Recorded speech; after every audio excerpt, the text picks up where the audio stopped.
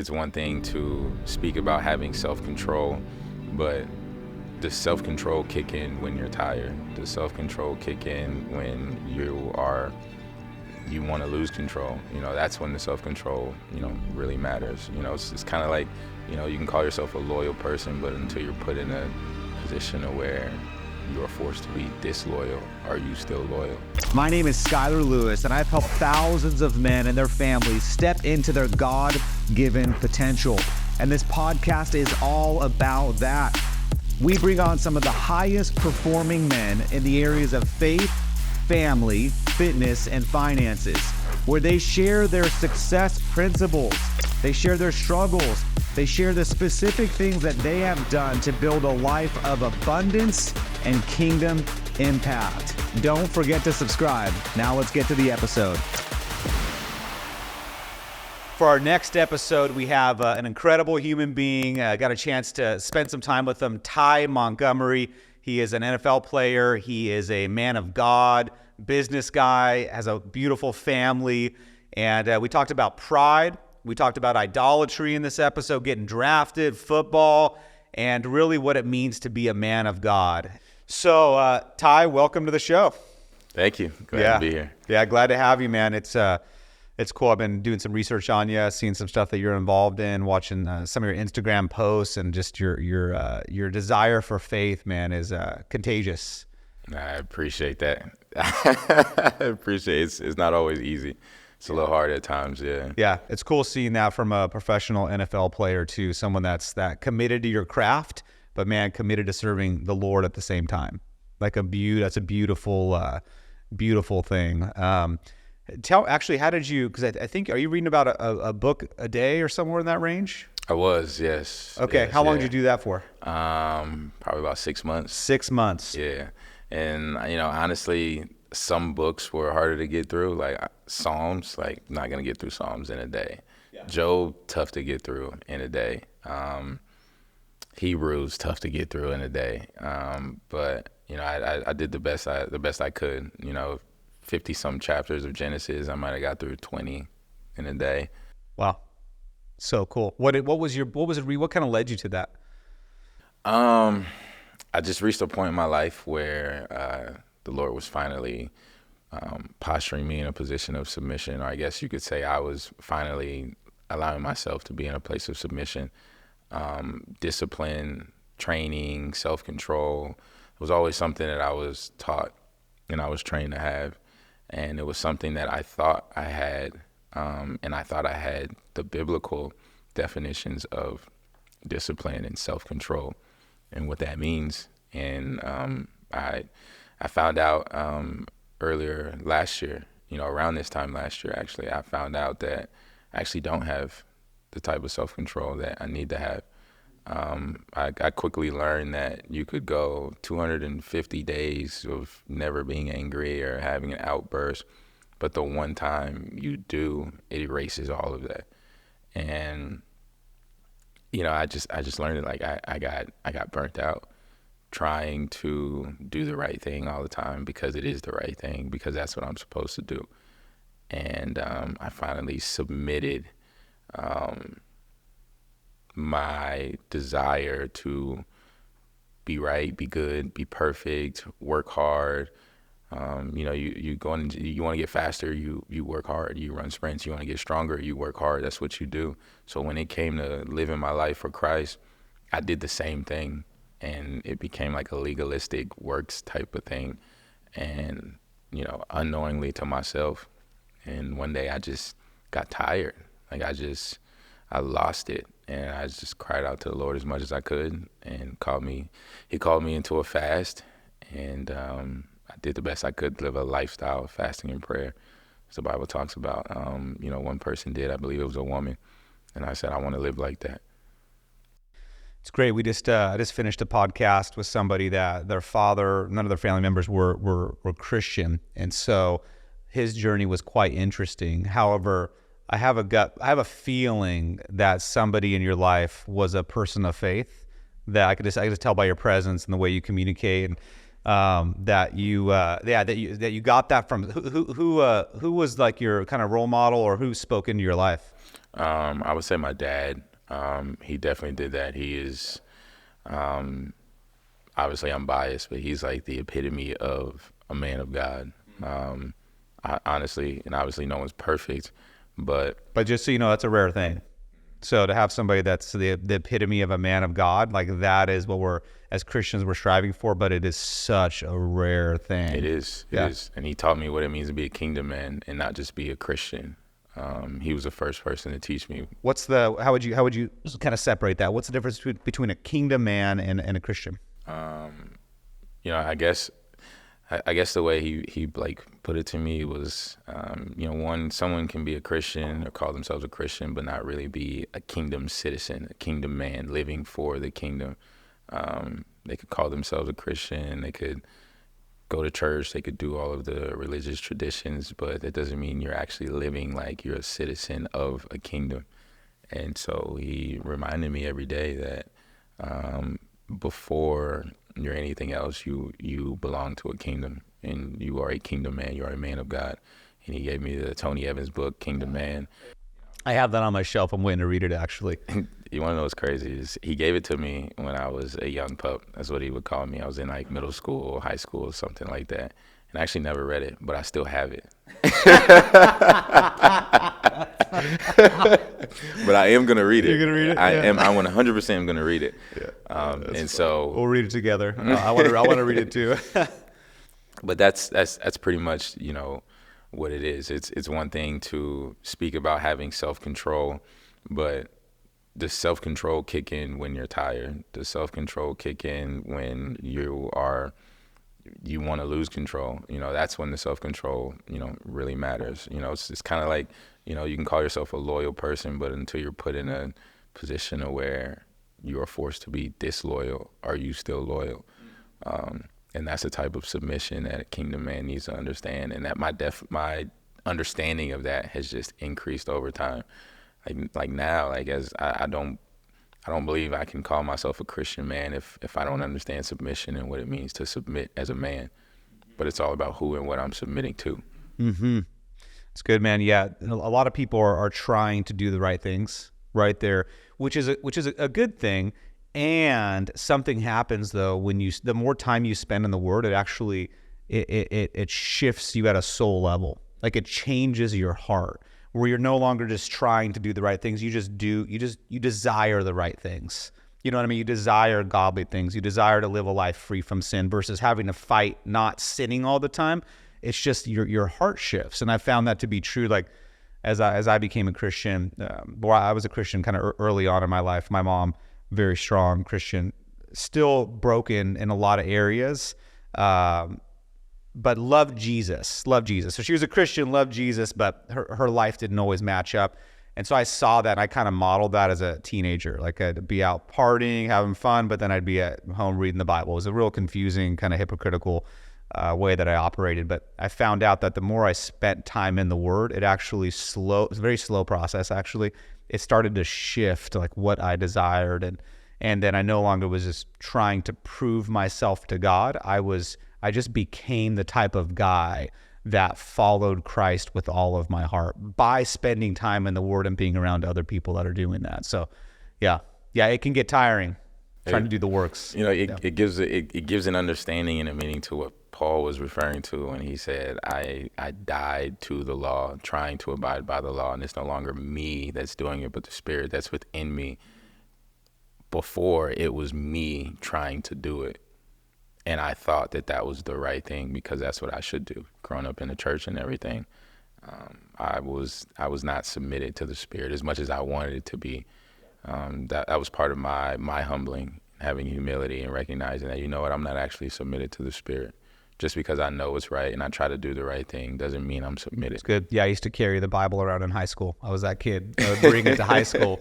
But then I'd be, trying to hook up with girls and just try to do all this, doing stuff I shouldn't be doing. But I carried the Bible because I believe that's what I should be doing.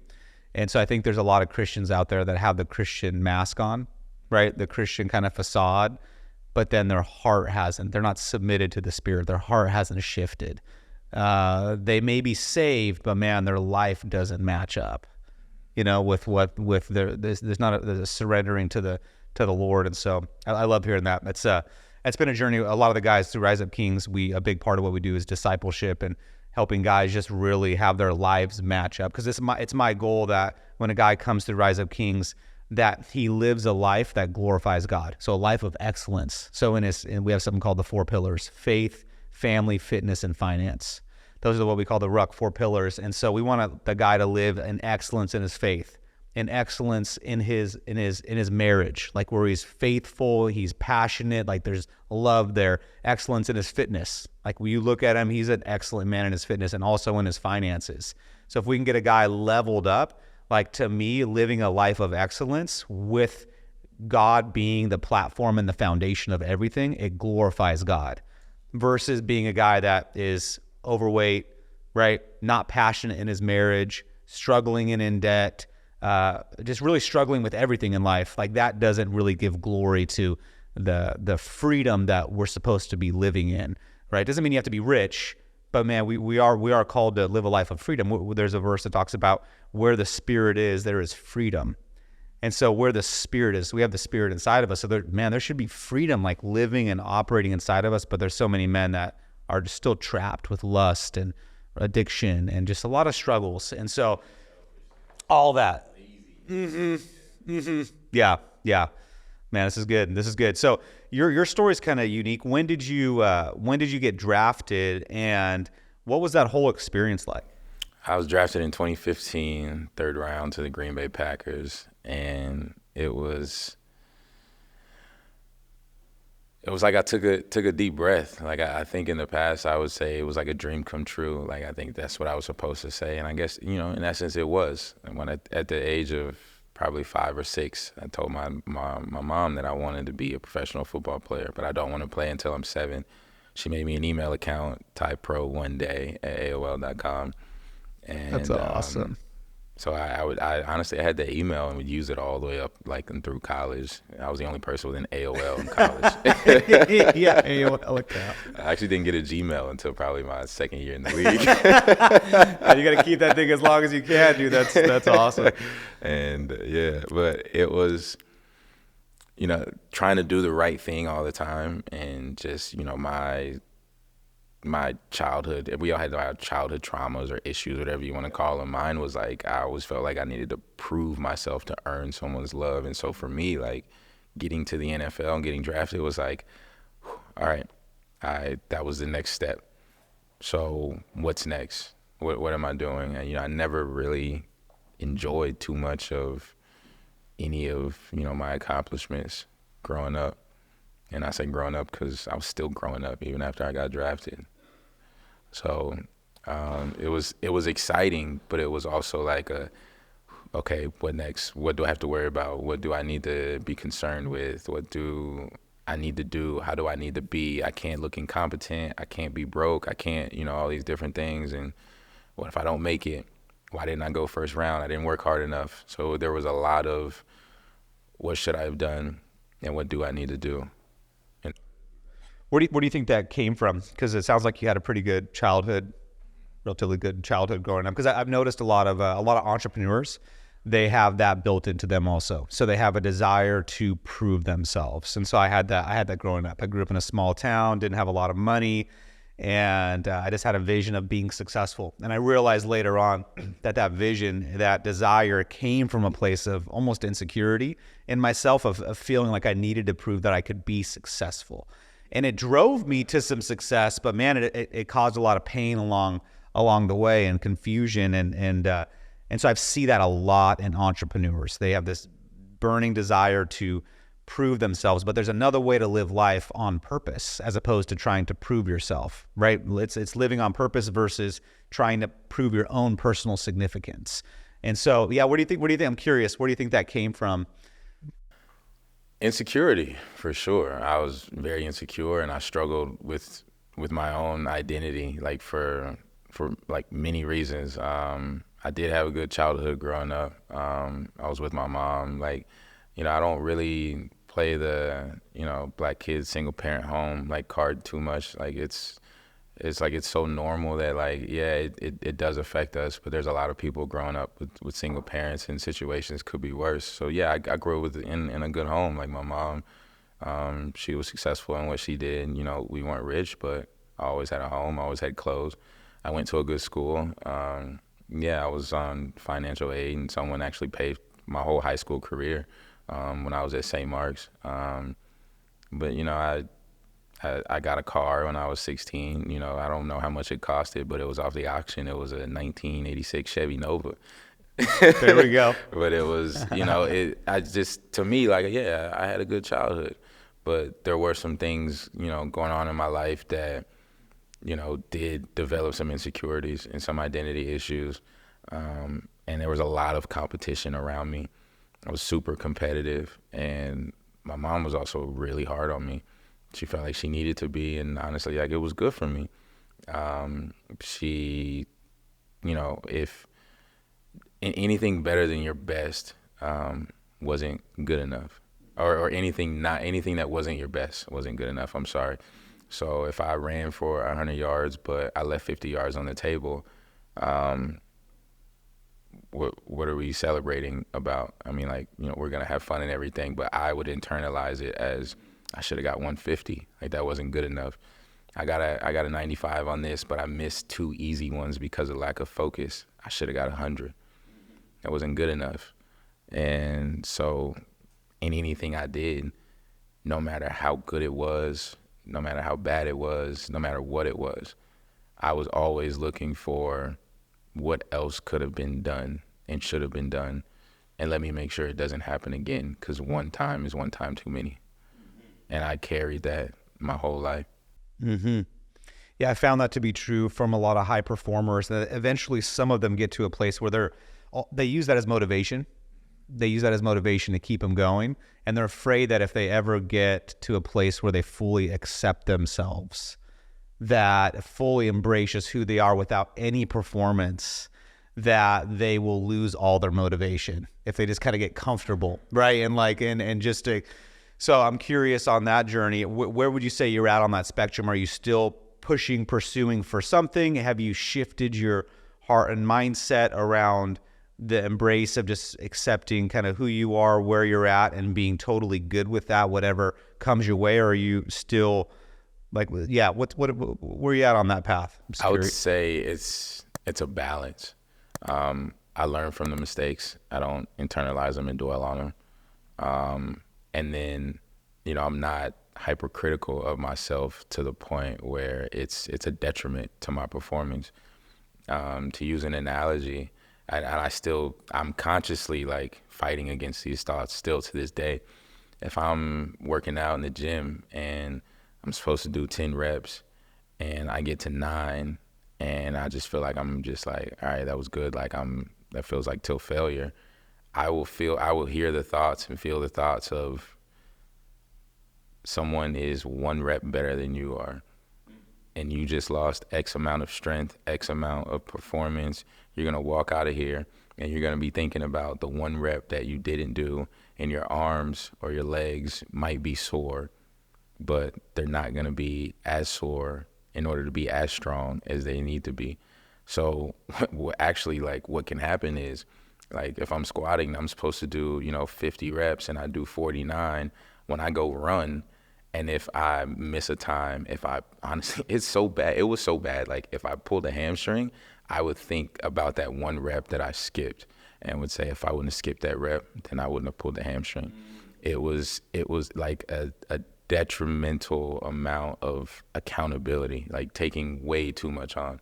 But now I think it's a balance. So now it's all about, how am I internalizing that? Now I'm not getting to 10 reps because I'm afraid of what I'm going to lose and I'm going to be insecure and it says something about who I am.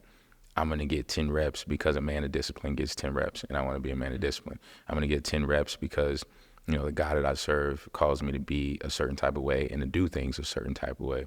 So that's how I'm going to do them. And now that's a mentality I carry whenever I start to feel that lack of accountability starting to creep in, or lack of discipline, or fear of failure or failing, or whatever it may be. That's how I start to speak to myself now. So now I'm still critical, pushing myself, holding myself accountable.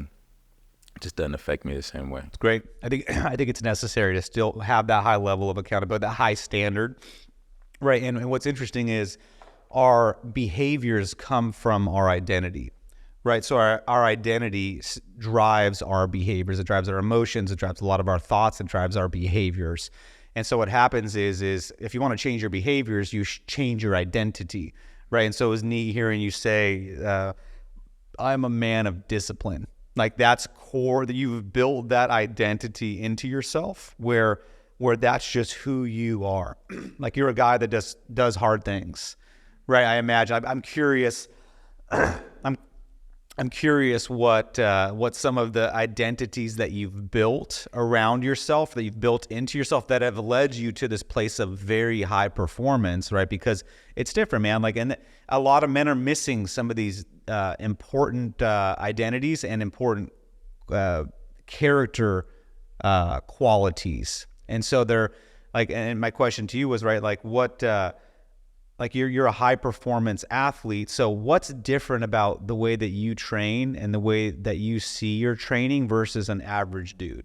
Because there's a lot of guys that are on this call. They might have successful businesses. They might be doing stuff, but they're stuck in some area. A lot of times it's on the physical training side. They're not giving all of themselves. They're really just giving 50% of probably what they even got. So what's different from you and athletes versus an average guy? I would say I'm constantly reminding myself how I do anything is how I do everything. So good. I can't call myself a successful businessman and then get 50% in the weight room. I can't call myself a successful athlete and then get 50% in the business world. Because if I'm giving 50% in the business world, what I think is 100% might be 50%. And there's more that I could be giving, because if I'm willing to not give it here, what makes me so, and I mean, I don't know if this is right or wrong, but what makes me so arrogant to think that like I'm actually giving everything I got right here? Where's the entitlement that makes me feel like I'm able to give 100% here, but I don't have to give it over here? And I have, in my journey, have attributed that to some sort of entitlement. And that's what I think has separated me, is how I do anything is how I do everything. I don't care what it is. I'm going to give my very best, and I'm not going to just find ways to cut corners just because I feel like it or it seems easy. How you do one thing is how you do everything. We teach that at our events. So we get to see firsthand the experiences we put guys through, and we get to see their weakness showing up in the event. A guy that will cut a corner, a guy that won't do something all the way, and we get to call it out so we can call them up and say, hey, the way you do one thing is the way, if you're cutting corners here, you're probably cutting corners in your marriage. You're probably cutting corners in your business. I guarantee you're cutting corners on your fitness side of things. Like, so how we do one thing is how we do everything. And I grew up cutting corners. Like that's how like in school, I was a B student, but I would do the least amount of work possible to get a B. And I was totally happy with a B, and I would do the least. And that behavior, that mentality bled into my business. I would give 90% of something, and when I met my wife, she always gave 100. So she'd finish something all the way to the end. And it was confusing because I'm like, well, no, I think 90% is fine. This is good. Like, you don't have to do all of that. You don't have to do it all. Yeah. Like, but she would go, she's like, no, we have to do it like every detail, every part of it. I'm like, no, that's not how I operate. And I realized it created a lot of gaps in my life and my business, the way I operated with my kids. And so I had to retrain my brain to actually believe. I actually had an affirmation that I read for years. Everything I do, I give 100%. So I still have that memorized. Everything I do, I give 100%, because I used to give 50%, 60%, 70%, which was better than a lot of people's, right, higher amount, right? You're a high performer, so you could still give 80, and it would be better than most people's. And then you have the results kind of backing that up. Yep. Now it's like masking the problem, and you're able to justify when you're cutting corners and give excuses and reasons, and it starts making sense, and then that gets dangerous. So it's the mentality, like the winner's mentality is, I give 100%. I'm a disciplined man. Those identities of what we believe about ourselves, like that's the winning quality, not just winning in business, but winning in marriage. Like a guy that gives 100% with his wife and his kids, like that guy's a rock star. That's really pouring into his kids and giving all of himself. It doesn't mean he has to give 100% of his time, because there's no way to do that. But when you're with them, when you're present, you can still be the best you can be, you know? So back to the draft. So you were drafted. Yeah. Again, how'd that whole experience kind of go for you? I never wanted to go anywhere cold, being from Dallas and then going to school in California, and I ended up going to one of the coldest places you could go to. But it was a very fun experience, and I've had a blessed career. But like where I got drafted was a blessing in itself. I was on a team with Eddie Lacy and James Starks, Jordy Nelson, Devontae Adams, James Jones, Jared Abbrederis, and Jeff Janis, like some big names. I mean, those are just a few. I mean, the obvious one is Aaron Rodgers, and Brett Hundley is almost won the Heisman at UCLA, same draft class. I mean, I was around so many guys that it was hard for me not to learn from them. Clay Matthews, Julius Peppers, Mike Daniels. Like, I mean, it's just, I mean, this is my rookie year. Like, this is crazy. And so I learned a lot, and it was very competitive, and I think it made me a better football player. Mm-hmm. How was your faith played out in the NFL? Like, what are some of the challenges that you ran into? The league has definitely tested my faith.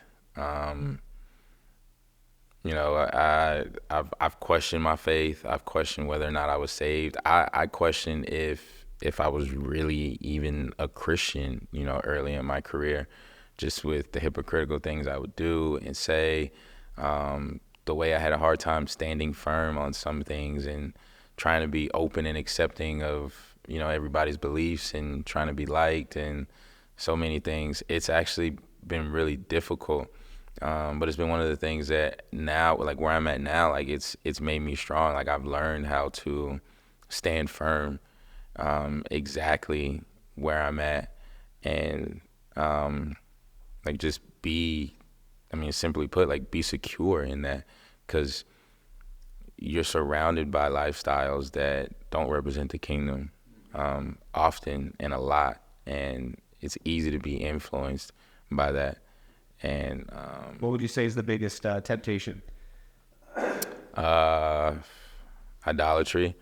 I would just. How does that play out? Yeah. Yeah, I would say I used to say lust, and I was like, that's an easy one, just like the women and the fame and the money. But I would say idolatry because of the lifestyle, because of the access you can have to anyone, to any woman, to buy anything, can make you irresponsible. You start worrying and caring about the wrong things, keeping up with an image, trying to be around the wrong people, trying to be with the wrong women, and doing everything for the wrong reason. And then you start trying to justify what you're doing because you are a Christian, and grace becomes an excuse, mercy becomes an excuse, and then you end up becoming lukewarm and you don't even realize it. And then is that what happened? Yeah. To you? Yeah. I would say so. Yeah. Honestly speaking, I would say that. Yeah. And so then it's like now I'm trying to use the word to justify something that I'm doing, where it's like, yeah, we're not married, but technically, like, if we had sex, then I guess that means that we've gotten married, because that's how they would consummate the marriage in the Bible. And so, like, it should be okay for us to live together. And then, like, you just start doing, like, ridiculous stuff like that. And it was hard for a while. It was really hard. What percentage of guys in the NFL that you're around would you say are, I'm just curious, are Christian or actively pursuing Christ? Probably not a lot. Like it's hard to give a number on it. Yeah, it's hard to give a number on it, because I mean, you have some that are actively pursuing, and it's obvious. Like, you know, one name that comes up that it's like an example for me is Matthew Slater, but not everybody's going to be a Matthew Slater, and just because they're not, Slate, that doesn't mean that they're not pursuing God. Like, I don't know what strongholds or hindrances they have over their life right now. So the pursuit can look different, and I think sometimes I've noticed that there are professing Christians that aren't pursuing Christ as much as guys who aren't, but they're trying. They really are. They want to know. They're curious. They're seeking. Yeah. I feel like pride, going back to our conversation around temptations, I feel like pride would be one of the biggest things that I would struggle with in the NFL, right? This feeling that I've made it maybe myself, and then also just the prideful feeling of being success and that status level. When you have that status, it just seems like it's so easy to have a little bit of arrogance and pride about yourself. And so it's almost, I bet that's challenging for guys to kind of continuously check in, like, man, no, this is not on my own. This is by God's hand. I visualize God up there, and I was with my son. He was 5 at the time, and he was learning how to ride a bike. And as he was riding his bike, he hopped on there. He was learning how to ride his little 2-wheeler bike, and I was holding his seat. And so as he was going, like, he kept falling over, and then finally I started holding his seat, and I actually had him go ride. And as he was riding, he was pedaling, and he's like, "Look, Dad, I'm doing it on my own. Look, I'm doing it on my own." I'm like, I'm holding your seat, man. Yeah, and I imagine that's like God up there. It's like, dude, look what I built. Look what I did. And God's like, and you have no idea. I gave you those gifts. I gave you those opportunities. I gave you the mindsets. I gave you the ambition that you have. I've given you all these things, and you think you're doing this on your own. You're missing the ball, dude. I'm literally holding you up, providing these things for you. And so I have to keep my mindset in check. Like, no, dude, it's not on my own. He's given me the ambition that I have. Right? He's given you the desire to be elite and to be a high performer. Like, that's not in everybody, right? So he's like giving you that. So if you didn't have that, you wouldn't be where you're at. So it's like, it's all God, like all God, so it's like, it's really hard. Like, I have to right. Cause I've hit a certain level with business stuff where I just need to, I constantly remind myself, like, dude, this is not on your own, like, at all. Cause I could tend to get arrogant or prideful that I did it on my own. And that's, I didn't even think about pride, but I think that's a good one. So I would say pride and idolatry, because, it's like you said, it's not like alcohol or video games or something that you can easily see, or food. Like, what do you use to cope? And a lot of times what you hear around the league is like, well, you kind of have to be like that sometimes to be successful, because highly competitive, everybody's a dog. Like, you kind of have to have some of that ego, some of that, it's all about me, some of that pride. Like, that's what makes him successful. And it can be really easy to, like, actually buy into that and not just be like, you know what, like, I don't need anything but God, and I don't need anything but the mindset of God. I don't need anything but the spirit of God, and I can just be myself out here. Brother, I hope you're enjoying the podcast so far. If you're not familiar with Rise Up Kings and what we do, they are the most transformational experiences on the planet. 3 days out here in Dallas, high-end events, nothing like you've ever experienced. So if that's a way that we can serve you, fantastic. If you're interested, you can just message us on Facebook, message me on Instagram, and ask any questions that you have. And whatever it is, I just want to see more Christian men level up and reach their potential with the mission of glorifying God. Let's get back to the show. What are you seeing as far as what do you see as some of the challenges with men in today's culture? Like, what are your thoughts on just where guys are kind of missing the mark or maybe struggling? Man, pride. I would say pride. I would also say, I think a little bit of into, like, just being insecure and not being aware of it.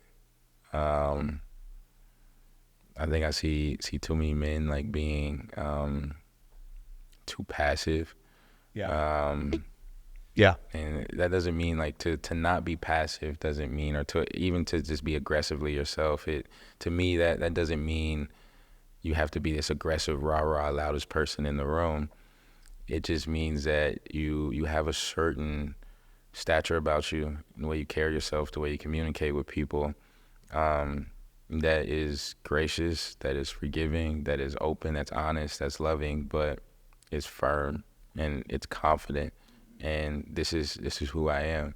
And if me being this way has caused you any offense, I can't change, the work God has done on me just to benefit or please something that you're insecure about.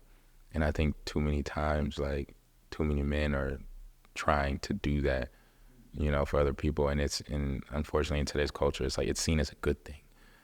And there's a way to disagree. There's a way to, not accept somebody else's lifestyle, but still be loving and accept that person. And I think, and unfortunately in today's society, there's too many negative words that come with that. Yeah, there's there's the fear of man and there's the fear of God, right? So the fear of God is righteous. That's what you want. It's holiness that comes with that. The fear of man's a sin. So fearing what other men think about you, what other people think about you, like fearing that, actually having concern, having anxiousness around what they, like that's a weak man tends to fear men. And so it makes it very difficult to take a stand when needed, when you're afraid of what they think about you. And so I think for my journey, it's been stepping into not worrying about what other people think about me, like just being who I am, right? Stepping into who I am and practicing the courage and the boldness that's necessary to not worry and not worry if I offend somebody. That's like my next level. Really not worrying if I offend somebody by the boldness that I'm continuously stepping into, and still being loving, right? Because we want to always mix truth with love, right? Those two things, those need to be combined, right? And so truth is powerful, but do you do it without love? It's just abrasiveness. And the pride that I was referring to, I think you put it better than I did. I know you did. You put it better than I did. The pride that I was referring to is the inability to say, recognize, and deal with this fear of what other people think. And we try to, find ways to circumvent that and not make that the problem and think it's something else, when honestly that's really what it is. And sometimes it makes us as men, or it makes us as people manipulative, because now we're trying to manipulate someone else's emotions because we don't want to offend them. We're afraid of what they think, this and that. And too many times it gets misconstrued. Like, I like what you said, like not worrying about what other people think or not being afraid of it. I think that gets misconstrued with arrogance, when all the time. And that's not the case. Like, I'm not I'm gonna do what I do, and I'm not gonna be afraid or worry about how it makes you feel or what you think. But if I see and I notice that what I did is wrong or has had the wrong impact, or there's correction that needs to be had, that's what I'm gonna listen to. That is what, that's the being loving, the being humble, accepting correction, giving people the opportunity to be gracious with you, giving people the opportunity to actually show you like where you're wrong and what you've done wrong. So yeah, I think that gets taken the wrong way. Yeah, look at Jesus, right? Jesus didn't worry about what people thought about him, right? And he may have been seen as arrogant. He just walks into the temple. He just walks in everywhere and starts doing what he wants, saying what he wants, preaching. He just owns the place that he steps into. That could 100% be seen as arrogant, right, to the Pharisees and the people that were around. Yet he knew he was God. He knew who he was. And so I believe that's a great. I believe men need to continue to step into that courage, that confidence, the self-esteem, and just really own who they are. And if they offend somebody, love on them, but doesn't mean you change every time you offend somebody, right? And that's what I believe we're called to be oaks, like men specifically. Like masculinity is protecting the vulnerable. Masculinity is being a provider, being a protector. And so what that means is we need to be the oak tree. When the storm comes, we're not moved by the wind, right? The storm could be business. The storm could be our wives, right? My wife, right? Sometimes will just be trying to throw me off, right? Not purposely, but she's a storm sometimes, right? And so I'm just called to be grounded in the oak tree that she can rely on. If she knows she can push me over, then that's kind of scary for her, because what happens if another woman comes? If she can push me over and sway me that easy, how much more could another beautiful woman come and try to sway me? But if I can just be strong in my and resolved in what I believe and where I'm going in my mission, right? And love and adjust accordingly, but be the oak tree in the relationship and in life, that people can come under the shade, right? And they can come be like that man. That's, to me, that's masculinity. That is masculinity at its core, is being the oak tree. When femininity is so much different. Femininity is flow, it's love, it's connection, it's like, it's meant to be fluid and all over, like move around. Like we do a marriage class, and we do a few different marriage events. And masculinity is setting a vision and going achieving it. So a masculine man's all about vision, achievement, moving forward. Like that's built into our core. And a feminine energy is fluid. It's designed, it's nature, it's flow, it's beautiful. It's a totally different thing. So my wife is in the moment. One day she'll be feeling really good. The next moment she'll be feeling off, and then she'll be crying, and then she'll be happy, and then she'll be this. And so that's the I used to fight. I'm like, why can't you just be more stop, being so up and down? And she's like, why do you want me to? And then I realized, I'm like, I don't actually want her to be like me. I don't want another man. I don't want to be married to another man. Right? So feminine is the beauty, is the up and down. It's the flow. So I've learned to kind of embrace that. So she'll be up, she'll be down. I'm like, I love you, babe. That's what makes you a feminine woman. That's beautiful. I don't want to change that. Like, be that. And so with working with men, right, we're like, I'm in the space of, we got to get more men turning into oaks and being that powerhouse, that coverage, that support, the provider and protector for the vulnerable, or the people that we are in charge of supporting and stewarding. Yeah. And I think it's crucial to note too that being the oak and being that type of masculine man does not mean that you can't be what a mentor of mine says, a comprehensive man. I don't know if you've heard of Jason Wilson, Cry Like a Man, but he's very, he says the same thing. But the one thing about a man that a man knows how to do is a man knows when to be a lion and when to be a sheep. And a man is in control of that. A man is in control of his emotions. He understands his emotions. He understands himself. So there's a time to be up. There's a time to be down. There's a time when if you're feeling down, this is still what you have to do, and this is what you have to get done, type of thing. Because I think what sometimes men have this wrong understanding that I'm a man, I'm not supposed to feel, I can't feel. And that goes against who we are as men.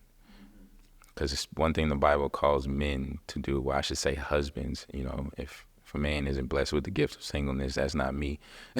But it calls husbands to live with understanding for their wives. And it can be real hard to understand your wife if you can't understand what it feels like to flow. If you can't understand what it feels like to feel what she feels, it's really hard to do. It's really hard to understand if you're a Christian husband to understand your wife if God calls her to submit to you, if you have no idea what it actually means to submit to something. If you're expecting your wife to submit to you the way God calls her to, there's no way to understand that unless you know what it means to fully submit to God the same way God calls your wife to submit to you. Yeah, the definition, the difference between empathy and sympathy. Sympathy is, I'm sorry for you. I'm sorry that's happening to you, right? Empathy is, I'm experiencing this with you, right? It's actually feeling the emotion with the other person. Sympathy is having a disconnect and saying, I'm sorry you're going through that. Empathy is, hey, can I come step in this with you? Man, this is dark. Can I come sit in this dark hole with you? This sucks. This sucks. That's empathy. And so, well, that's very well said, man, on even just the wife, right? Not if you're not fully surrendered to God, how can you ever know what it means for a wife to trust and to surrender to you? Like that's a big deal. Yeah. Yeah. And on the side of masculinity, right, it's interesting because at our events, we have a lot of guys that end up crying and breaking down because they've just been holding on to so much, right, that they've been going through. They've been trained to hold in their emotion and not show emotion. Emotion and our feelings can be very powerful, and God gave it for a reason. So like a weak man is not a guy that cries. A weak man is a guy that won't cry and is not willing to show his emotions to his family and not willing to shed a tear. Now, he's not necessarily weak, but if he's not willing to go there and it's there, you can feel it, but he's not willing to show that level of vulnerability, that's a sign of weakness. He has an opportunity to level up in that space. And so, yeah, there's a spectrum, right? There's stoicism, right, which is just no emotion, closed off. And then there's the overly emotional guy that's like up and down all day long, and I don't feel like working out, I'm not going to work out. There's that guy. So there's a beautiful middle, and I would move more towards probably, this is my natural personality, but probably a little bit more towards stoicism, still showing emotion, still feeling the feelings, feeling sad, feeling happy, allowing these emotions to come. But I tend to be more that guy than kind of the overly emotional guy. It's just the way I think God made me, or I learned to operate. I'm not sure. I've been working on it. I had to do a lot of deep work, man, to allow myself to feel emotion and actually be vulnerable. Like vulnerability was like the thing that I wanted to avoid at all costs. I mean, all costs, dude, because I was messed with as a kid. I had a lot of insecurities as a kid. All kinds of crap, man. A lot of issues. And so I learned to kind of keep that stuff inside. And then I realized when I got married that she couldn't feel me. Like my wife couldn't fully experience me because I hadn't opened up to her completely. Emotions are the path to intimacy. Vulnerability is the path to intimacy. So if I'm not willing to open up, dude, she's never going to experience me. Like I got to share my fears, my wins, my joy, my deepest, darkest depression. I got to share everything with her, my past. Like I want to share that stuff so she knows who I am and she can feel me. And so it took years of kind of just uncovering and allowing myself to be open and share things I didn't want to share and cry in front of her and do these things, man. It was a lot of work. I'm not there completely. I'm still on the journey. However, that's my goal, is I want to continue to tap into vulnerability, right? Because it takes strength to really be vulnerable and open responsibly. Well, God bless you, man, for being an example, because I was on the opposite end of the spectrum. I wanted to be accepted so much that I would be vulnerable with anyone. Like, just, I'm here. Like, this is me. And it was irresponsible, to be honest. We call that, right, irresponsible vulnerability, right? You can put yourself in a dangerous, there's a way to do it responsibly and thoughtfully, right? Not just sharing we teach the guys, because a lot of the guys that come through Ruck, man, we tap into something different where they're like, oh shoot, my heart's been locked up for a long time. Like my heart's been totally locked up. And so they get unlocked. And then it's like, whoa. Yeah, 100%. So like, hey, there's a responsible way to start to share and be open and do these things. And the first person you want to do that with is your wife, right? And so a lot of guys end up going back and getting real. So that's cool. It's neat. I love the way God, like our journeys of life, man, they're just all so different, right? Like you mentioned, right? Mine was more closed off, right? Yours was more emotional and just, you led with your heart. I wore my emotions on my sleeve. Like, you could see it on my face. You could see it in my posture. Yeah. That's my 8-year-old, man. We got an 8-year-old. He's like, my 11-year-old's more closed off. It's just built into him. They're just different. And then my 8-year-old, dude, everything, he just wears every emotion on his sleeve. And my 11-year-old kind of acts kind of cool, or kind of got it together already. I'm like, oh, this is so interesting. Like these different personalities. Yeah. There's no right or wrong. It's just the way God made us and the way life kind of molded us. And part of our journey, I think, is going and kind of reprogramming ourselves, going and assessing and looking, not reprogramming, but going and looking, hey, because more than 80% of our belief systems, like all of our belief systems, more than 80% of them were locked in by the time we were 8 to 10 years old. So our beliefs about money, our beliefs about relationships, what we saw with our mom, what we saw with our dad, like all that stuff, all these beliefs, a little 8-year-old is making up and making all these connections, not consciously, but subconsciously. There's like, boom, all these beliefs are getting locked in. And then the thing is, as you become an adult, you live off of all those worldviews and belief systems. And then most people don't go back and start exploring like, what's my belief around this? Is that still serving me, right? This belief that I need to protect myself, is that still serving me? It's like, where did I get that from? Oh shoot, that was when I was bullied. Or that's when I was like, well crap, how do I reformat that and shift it and release it? And so like, I'm a big fan of like faith-based personal development, going back and re-digging stuff up, re-looking at things and shifting old belief systems, because our belief systems will get us so far, but then they cap us and we have to tap into new belief systems. Especially for me, like with marriage, the belief was that vulnerability would hurt me. When in reality, vulnerability was the thing that brought the most passion and excitement in my marriage. When I was vulnerable with my wife, dude, our sex life, our intimacy went off the charts.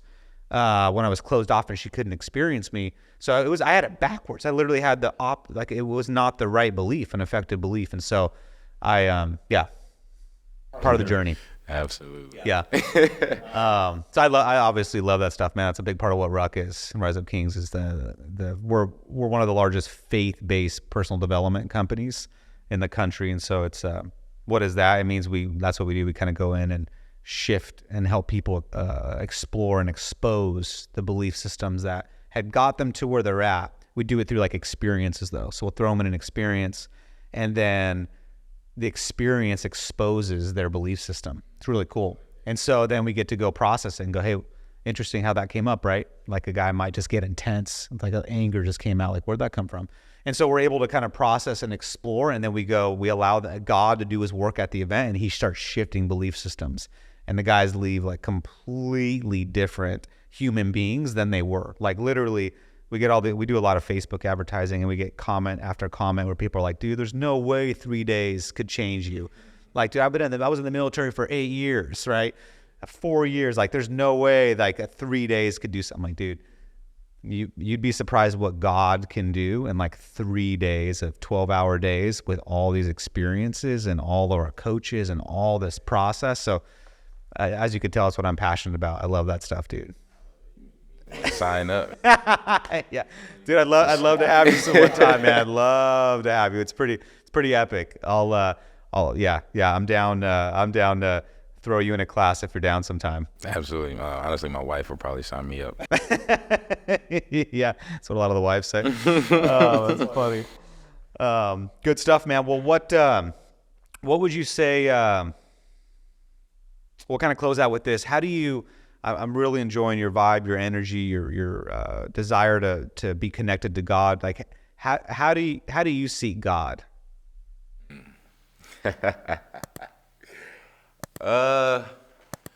I seek God like I would seek any other person. And I think for a long time in my life, I took the humanity away from God. As much as, growing up in the church, knowing that, Christ came as a human, and know that he lived in the flesh, know that he died in the flesh, know that he rose in the flesh, know that he felt emotions, know that God, would speak about having emotions and his anger and his wrath and, being sad for certain things and so on. So it's like, although I knew that, but when it came to seeking God, I didn't seek God the way I would seek out individual relationships to make them work, to earn their love or receive their love or have their love or approve my love, or even just saying those things is kind of wrong in itself. Those aren't things you should really be needing to do. But I remember sitting in therapy one day, and I had gone through a bad breakup, it was a relationship, and my therapist was like, why don't you go to God with these concerns? Why don't you go to God with these affirmations you don't need to hear from this other person? And I looked her in her eyes and I said, I'm tired of hearing that. Everybody tells me that. And I say everybody, I mean like my mom, right? And it's like, I'm tired of hearing that. God's not sitting on this couch next to me like you are. Like, God's not going to answer the phone when I call him like my mom will. God's not going to respond to a text message like a friend or like the girlfriend that I desire will. And it was in that moment that it just like clicked. It was like, wow, like, yeah, I haven't really been intimate with God. And I need to check my own faith. I need to question it, because it's hard to be intimate with God when I don't even fully believe that I can go to him the way I can go to someone else. And I took the personhood and the humanity away from God. Even though I knew it, I took it away.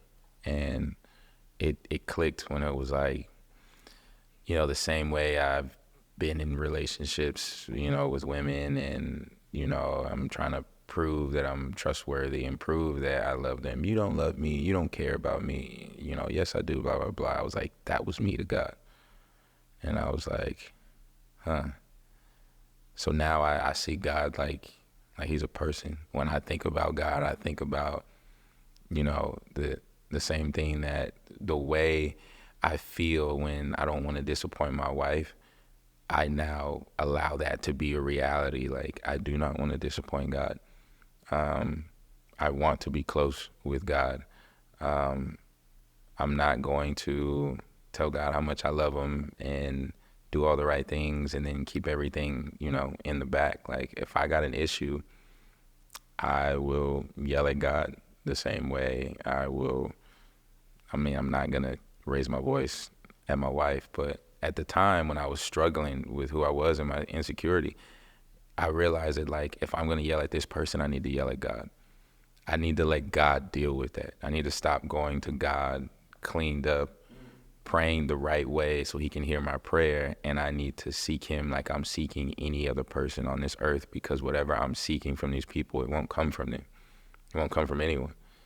And that's when I started reading the Bible the way I read it now, which is I have a time to study.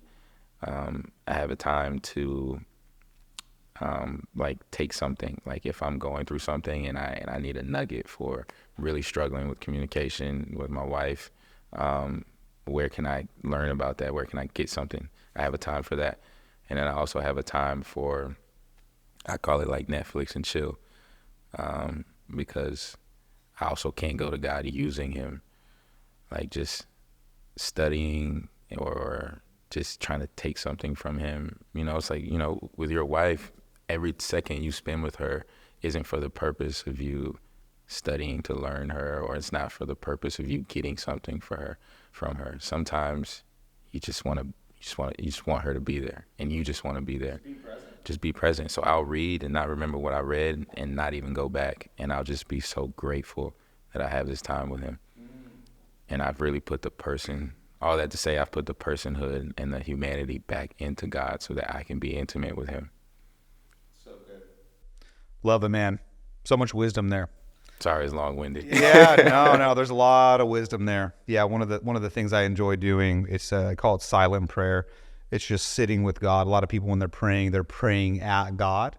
So they're praying, saying things to God consistently, incessant talking versus listening.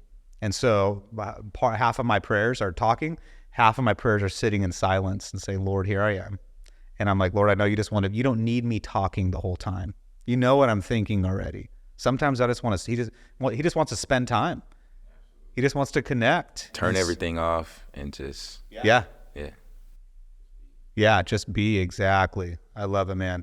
Well, dude, this was a cool conversation. I'm excited to get to know you more, and I would love for you to come out to an event sometime, and maybe your wife meet my wife Jessica, and I think that'd be pretty cool. We got something for you. So before we close out, we're gonna have the guys bring up these two briefcases. We got a little swag box, but then inside these two briefcases, we have some cash inside one briefcase. You're gonna be able to choose one, and then in the other one is the opposite. It is a credit card. No, I'm just kidding. And the opposite is a pair of nail boards. You ever done nail boards? No. Okay, they're pretty awesome. Very painful. However, you're good with pain. So.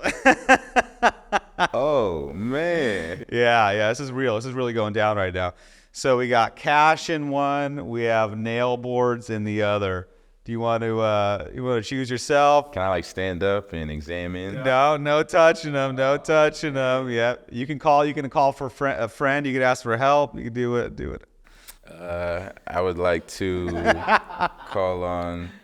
Oh, so you got all the discernment when we at home, but now you ain't got no discernment? His wife is right here. That's funny. That is good. Since you got your degree and you know everything. She says go with the left one. All right, I'm going to go right. No, I'm just kidding. All right. It feels a little light. Oh, the cash. There we go. We got the cash. Listen to your wife. That was a good call. What good is a helpmate if you don't listen to her? 100%. 100%. Awesome, man. Well, dude, thanks for cruising out. I appreciate that, Skylar, very much. I had a great time. Yeah, it was good. Ty Montgomery, and I'm about to do the nail board. Goodness gracious. All right, baby, here we go. How long do I have to stay on this? You can use your arms to support you there. Just stick for the minute. And yep. It's just pain. Just pain. I'm trying not to tell myself that I'm like sinking into the nail. It's like deep inside the soles of my feet, right? That's exactly how I felt my first time. Like, are you sure this isn't bad for me? Like, am I gonna be able to take these out of my feet? When you get off, you'll be bleeding all over. Here, look at me and smile. There you go. Yes. Pain smile. And you know what's crazy? Like, I'm sitting here thinking to myself, like, wow, whatever Christ went through. Right, that's right. It's so hard not to think about that right now. It's a microcosm of what Christ went through. That's exactly what these things are. How long can he go? We got about 15 seconds left.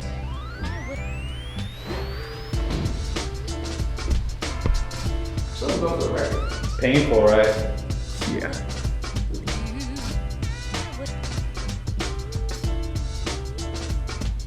Boom, that's That's it. a minute. That's a minute. Leave no doubt. So I stayed on there for a few extra seconds. Peel those feet off. Oh. It's so surprising to realize it's not like they're not in your Yeah.